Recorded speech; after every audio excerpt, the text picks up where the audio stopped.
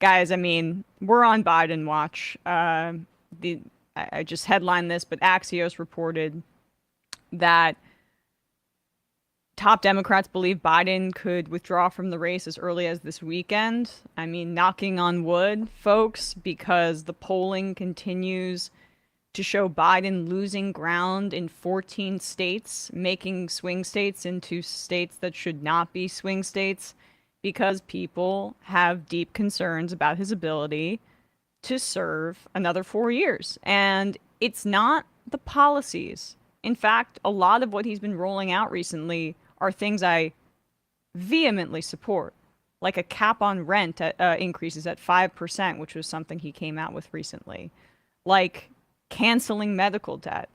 This is some of the stuff that I would love to see be implemented. The problem is that you have to win for it to be implemented. But there is something that I do think, even if it's not directly what affected Biden's low approval ratings broadly across the country, because it seemingly is the age and really the inability for him to kind of come out and make his case effectively to the American public. But Gaza and the genocide in Gaza and his unfettered support for Israel, I think, does play a significant part. Absolutely And depress the grassroots. well, you can see how Kamala scores much higher with younger voters, much higher than Joe Biden. I mean, she's getting TikTok trends about her coconut tree stuff right now. Like, there is some enthusiasm for her that I think people are underestimating with the young population. It's Because across the board because people are sick of both old presidents. There are double totally, haters. It's not just that like our guy is the old. Everyone's sick of of old both. guys running the country. And that's why I do think this is, even though it's been drawn out for way too long and taking years off all of our lives, this is a crisis or an opportunity disguised as a crisis for the Democrats, because they can be the party that listens to the population that is sick of both of these old guys, as Matt puts it. And there have been reports that Kamala Harris has pushed the White House to be more sympathetic to the to Palestinians.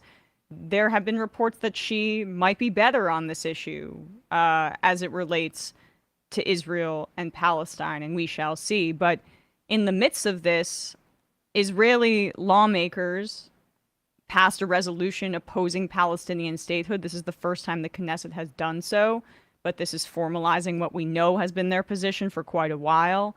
Oxfam reports that water availability in Gaza has been cut off deliberately by Israel via cutting it off because they have control over their water, and also by destroying facilities by 94%. We know that people are starving to death if they're not being bombed to death. 2 days ago, Israel bombed its sixth United Nations run school in Gaza in 10 days. And they're doing this because they recognize that the president of the United States is in turmoil right now for his political future, and they're Asleep at the taking wheel too. advantage of it. Yes. And I think we should begin to ask the question, have they been taking advantage of him and what has been reported these past 6 months of some decline? Have they been taking advantage of him in that regard as well? Now, ponder that while you listen to Biden's answer in this interview with Complex, which again, it's like an online. This is Ezra Klein, I think, made this point, or it was one of the Pod Save guys. That is Um, Ezra, yeah. that this is a demographic that Biden badly needs, young men who get their news from YouTube. And this is part of why he agreed to do this interview. And this is how it went when he was asked about his support for Israel. Your stance in support for Israel has been unwavering. During the debate, you said that we are the biggest producer of support for Israel of anyone in the world. You also said that we're providing Israel with all the weapons they need and when they need them. Back in April, $26 billion in aid was sent or was approved to be sent to Israel. Why? I said defensive weapons. I denied them offensive weapons that they were using, 2,000-pound bombs and the rest of it. They got Because him. I made it real clear. They cannot use weapons that we provide them to, in fact, use in civilian areas. And that's why I put together this plan. My question, though, is why is your and United States at the current moment support for Israel so strong? Look, Israel, if there weren't an Israel, every Jew in the world would be at risk. Every Jew in the world would be at risk. And so there's a need for it to be strong. It's crazy. And a need for Israel to be able to have, after World War II, the ability for Jews to have a place that was their own. But you don't have to be a Jew to be a Zionist. And a Zionist is about whether or not Israel is a safe haven for Jews because of their history of how they've been persecuted. Are you a Zionist? Yes. Now, you'll be able to make a lot out of it because some people don't know what a Zionist is. Do you know what a Zionist is? I just ask questions, I don't answer. By the way, I'm the guy that did more for the Palestinian community than anybody. I'm the guy that opened up all the assets. I'm the guy that made sure that I got the Egyptians to open the border to let good goods through, medicine and food but what's happening is, and I'm the guy that's been able to pull together the Arab states to agree to help the Palestinians with food and shelter. I'm the guy, and so it's not. I mean, I have been very supportive of the Palestinians. But Hamas are a bunch of thugs. Hamas is not worthy to. I was over there about 8 days after the massacre. Saw photographs of mothers and daughters being tied in a rope together, kerosene poured in their head, and then burned to death. Nothing's happened like that since the Holocaust. And it's just not appropriate. By the measure of your support for Israel, why would a Muslim or an Arab American vote for you for re-election? Same reason why Arab Americans in the region support me. The same reason why, because it's the best way to keep peace, the best way to put things together, to make sure that there is a two-state solution in the region. And I've been a strong supporter of that. And everything I've done has been, I've gotten significant support from Arab countries in the region as well. Look, the idea here is that, for example, I got a call from the Saudis. They want to fully recognize Israel. In return, if the United States will give them a guarantee that they will provide weapons if they're attacked by other Arab nation, the one just around the corner, and that we'd allow them to. Put a civilian nuclear facility there. Oh, good. We'd operate, our military, we'd operate it so they can move away from fossil fuels. Senator Brain. That's a big game changer in the whole region. I've worked with El-Sisi of Egypt. I've worked with the King of Jordan as a friend. So I've been able to work with the Arab countries very well. And I don't have a prejudiced bone in my body. The Arabs are good people. They need help now. They need help. Immigration is. So that was the kicker line for me there. I don't have a prejudice bone in my body. The Arabs are good people. Hey, no one was saying otherwise. And also, folks, don't talk about people in that region as Arabs broadly. Like, I mean, gosh, it's like saying, oh, the Orientals love me in the year 2024. Well, I mean that is not. These are nations with distinct, cultural differences, religious differences, national differences. The Arab countries. This is the way that a really old school racist Zionist talks about that region. Yeah, Zionists don't like to say Palestinians because they're trying to erase Palestine and act like it never existed. And a lot of people who usually listen to this will know this, but just to rehearse it for people who haven't come across this.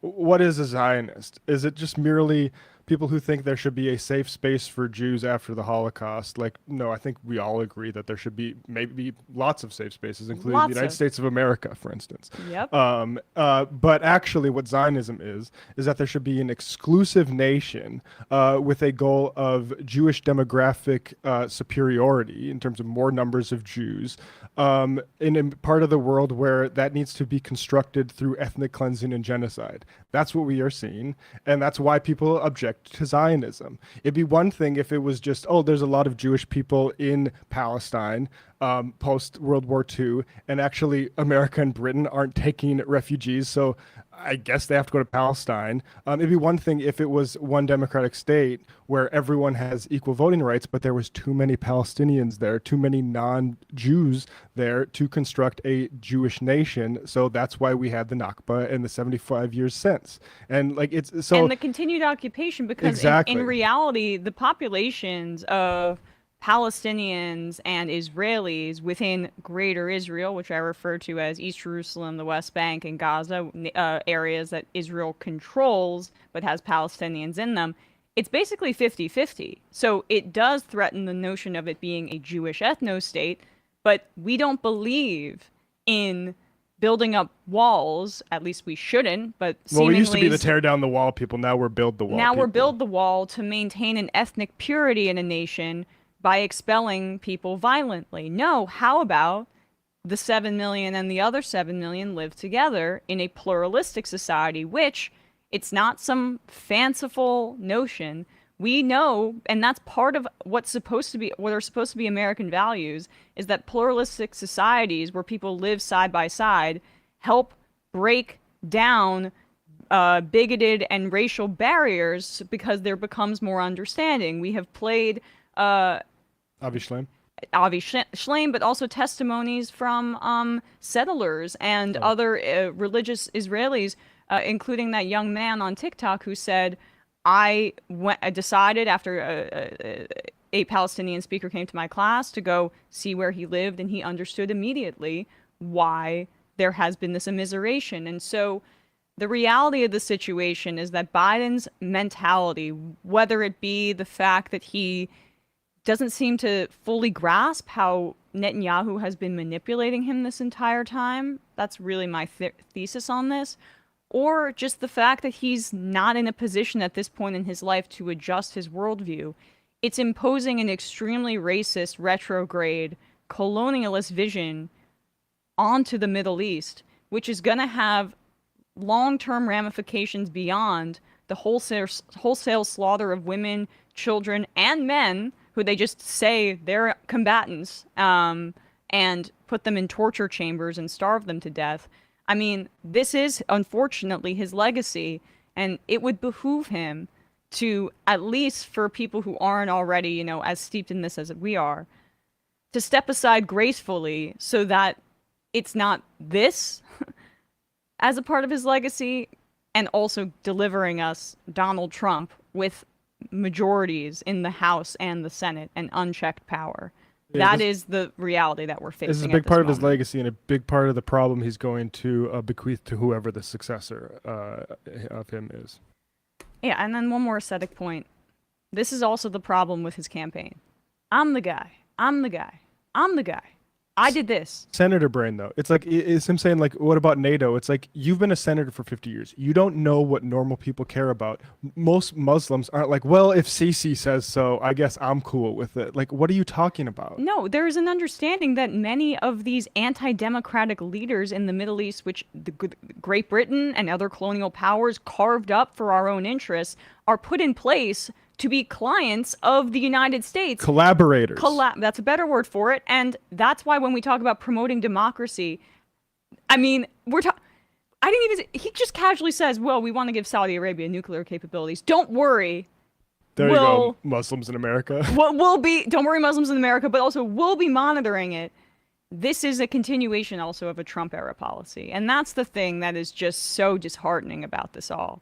Is Biden could have drawn a contrast, but the Abraham Accords were a Trump vision of normalizing between Saudi Arabia and Israel. And what we're giving Saudi Arabia in exchange to normalize the state, because it has our military, it's a way for us to have a military outpost in the region, is to give Saudi Arabia, run by Mohammed bin Salman in the most undemocratic, one of the most undemocratic countries in the world, give him nuclear capabilities while we talk about spreading democracy abroad. It's time for a change. It's time for a change. Hey, folks, don't forget to hit the subscribe button and check out our daily show. We do it every day at 12 p.m. Eastern for about 2.5 hours. We even take phone calls. You should check that out.